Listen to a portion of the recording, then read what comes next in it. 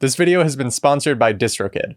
When mastering your music, one of the main goals is to ensure that it plays back appropriately in both stereo and mono, as well as across various different playback systems. Mastering meters can assist with optimizing playback by helping you to identify mix issues and reach certain target levels. A meter's sole purpose is to provide you with some form of information about your music. This means you need to know which type of meter to use based on the type of information you're looking for, and how to make sense of the information the meter provides. There are 6 essential mastering meters you'll want to become acquainted with. These meters include spectrum analyzers, spectrograms, vectorscopes, phase correlation meters, level meters, and loudness meters. They can provide you with information about your music's frequency spectrum, stereo image, and various types of levels. Before reaching for any mastering tools or meters, I always start by listening to the mix I'm about to work on in both stereo and mono and on different sets of speakers. I'll actually listen to a mix a couple times so that I can get familiar with it, and I'll take notes on the song. These notes typically include things that I think I'll be able to correct and enhance at a mastering level. The reason I go through this critical listening process before looking at my meters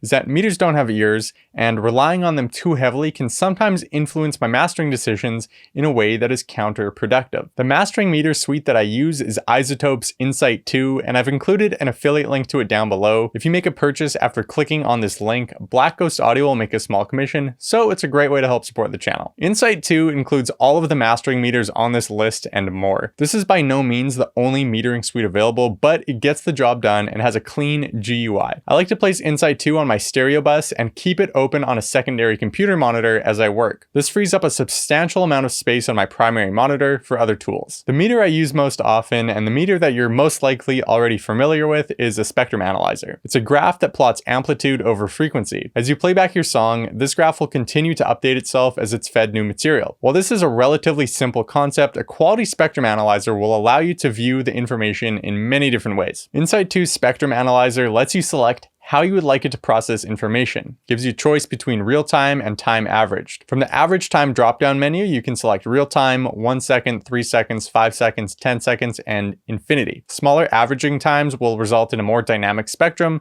that decays quickly over time and is useful for identifying specific elements in your mix. Larger averaging times will result in a less dynamic spectrum that decays slowly and can assist in providing you with a general sense of how your mix is balanced. A spectrogram is quite similar to a spectrum analyzer, but instead of just providing you with a snapshot of amplitude over frequency, it adds a third variable, which is time. If you took a bunch of snapshots from a spectrum analyzer, sandwich them together, and smoothed out the image, you'd basically end up with a spectrogram. Spectrograms often come in the form of 2D displays that use color intensity to represent amplitude, an X value to represent time, and a Y value to represent frequency. They also come in the form of 3D displays, which tend to display information in a way that's a bit easier to read than the information presented by a 2D display. A vectorscope shows the similarities and differences between the two channels of a stereo signal. Mono signals will display vertical line because the information being fed to both the left and right channel is identical. Stereo signals will produce more horizontal shapes as the stereo image widens. 3 common vectorscopes include the polar sample vectorscope,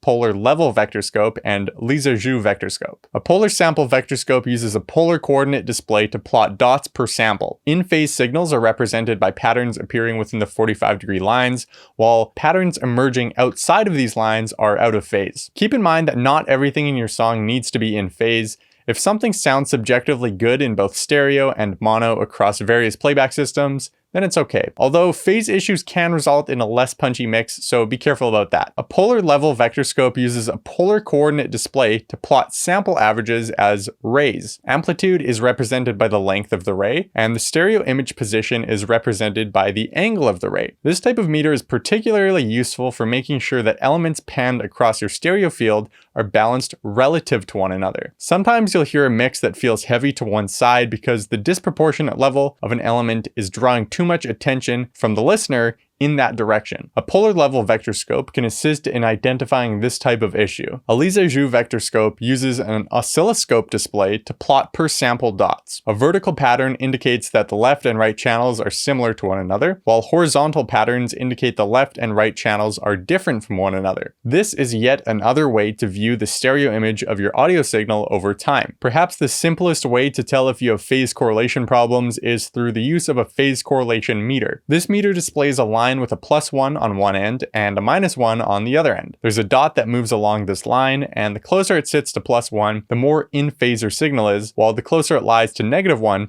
the more out of phase your signal is. Although this is a very simple meter to read, it has a certain downfall that you need to know about, but first, a quick word from the sponsor of this video. DistroKid is the music distributor that I use to upload my music to streaming services like Spotify, iTunes, Tidal, TikTok, and YouTube. If you collaborate with other artists, DistroKid makes it really easy to split streaming royalties thanks to its Teams feature. You can add unlimited collaborators on any track, change royalty splits at any time, and go back in time to view previous royalty splits. For privacy, collaborators can only see the royalty percentage they get, and they can't see who your other collaborators are or what percentage of royalties that they get. Collaborators will need a DistroKid account to use this Teams feature, but they'll get a 50% discount when you invite them to DistroKid as a collaborator, so they'll be able to sign up for only $10. If a collaborator decides to take their time signing up, your release won't be delayed. Their share of the royalties will be held for them until they join, and if they never join, you can reallocate their royalties however you want. DistroKid doesn't take a cut of any of your royalties, so you and your collaborators keep 100% of the money you earn. It only costs $19.99 a year to sign up for DistroKid and start uploading an unlimited number of songs to streaming services. When you sign up using the link below, you'll save 7% on your first year's DistroKid membership. The big issue with phase correlation meters is that they don't usually display phase correlation across the frequency spectrum. You could have a phase correlation issue in your low end that's making it seem like your entire track has phase correlation problems. For this reason, it's important to take the readouts that a phase correlation meter provides with a grain of salt. If it's showing you that there are in fact phase correlation issues, you'll need to dig a little bit deeper to find out what's causing the problem. A decent level meter will provide you with true peak and RMS levels for your left and right channel. True peak level will indicate how much headroom you have at any given point in time. This is important if you want to ensure that you don't clip your audio file when bouncing to fixed point bit depths. When you run an audio signal through a codec preview module, such as the one in Isotope's Ozone, the true peak values of your audio file may very well increase, especially at lower bit rates. By auditioning your audio through a codec preview device, you'll be able to ensure that regardless of how your audio is formatted, it has enough headroom to avoid clipping. RMS, or root mean square, is calculated using a somewhat complicated equation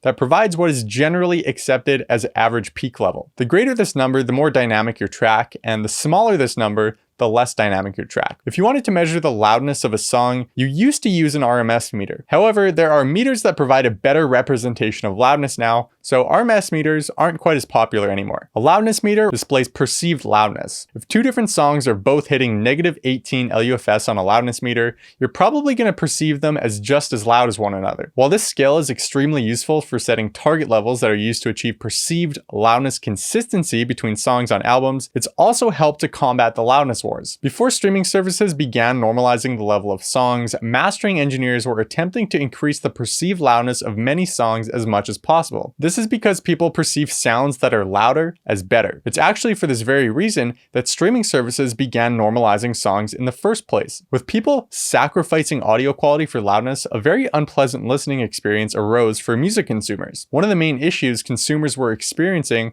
was quiet songs followed by loud songs. This caused them to turn the volume up on their listening device for the quiet song, which then forced them to turn volume down for the louder song. Spotify and other streaming services now normalize songs based on custom algorithms. Ideally, each song you hear now as a consumer sounds roughly just as loud as the next one on streaming services like Spotify. Another bonus is that there's no point in sacrificing the audio quality of songs now to achieve greater loudness. The louder the song is perceived, the more it will be brought down in level. Make sure to check out my LUFS video to learn how loud to master your songs. Even though mastering meters don't directly affect your audio signal, they're incredibly useful when trying to identify mix issues and achieve certain target levels. Not only that, but you can actually learn a lot from other songs by analyzing them. Does your favorite artist clip their masters? Do they spread their songs into oblivion? Well, by analyzing the songs of different artists, you can gain insight into how they're mixing and mastering their music. To learn how to master a song from start to finish, check out my beginner mastering tutorial. I teach you how to create custom mastering chains step by step by listening for 5 different types of issues. Hit that thumbs up if this video helped you out. And if you want to learn how to produce better music fast, start now by subscribing and clicking the bell so you don't miss out on tips, tutorials, and gear roundups. Thanks for watching, and I'll see you next time.